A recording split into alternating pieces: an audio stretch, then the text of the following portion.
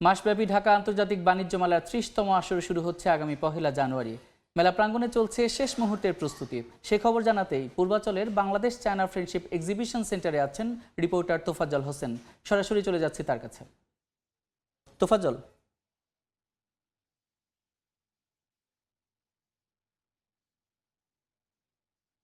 পূর্বাচলে আগামী ১ তারিখ থেকে নতুন বছরের প্রথম থেকেই নতুন বছরের শুরু থেকেই শুরু হচ্ছে ঢাকা আন্তর্জাতিক বাণিজ্য মেলা। এই মেলার নামকরণ নিয়ে নানান আলোচনা হলেও এবার কিন্তু নামের কোনো পরিবর্তন আসছে না, কারণ সরকারের পক্ষ থেকে আন্তর্জাতিক শব্দটি বাদ দেওয়ার কথা বলা হলেও এবার কিন্তু মেলার স্টিয়ারিং কমিটি সেই সিদ্ধান্ত থেকে সরে এসেছে।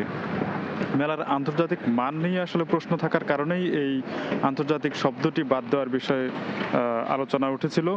এবারের মেলায় বিশেষ করে বিদেশি উদ্যোক্তাদের অংশগ্রহণ থাকছে, তবে বিভিন্ন রাষ্ট্রদূত এবং অ্যাম্বাসেডররা সরাসরি অংশ না নিয়ে তৃতীয় পক্ষের মাধ্যমে তাদের দেশগুলোকে মেলায় অন্তর্ভুক্ত করে থাকে, যে কারণেই মূলত বিদেশি কোম্পানিগুলোকে বাংলাদেশের পণ্য প্রদর্শনের ক্ষেত্রে একটি অসুবিধা সৃষ্টি হয়েছিল এবং মেলায় উপস্থাপিত যে সকল পণ্য প্রদর্শন করা হয় সেই সকল পণ্যের মান নিয়ে একটা অসুবিধা দেখা দিয়েছিল।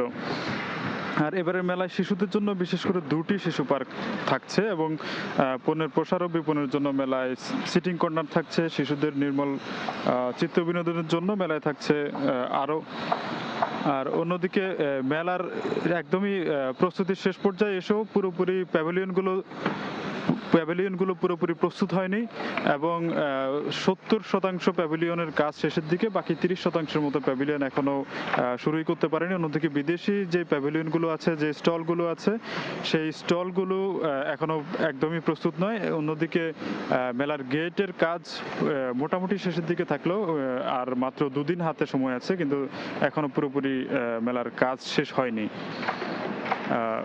ঢাকার পূর্বাচলে বাংলাদেশ চায়না এক্সিবিশন সেন্টার থেকে জানাচ্ছিলাম বাণিজ্য মেলার সর্বশেষ খবরাখবর।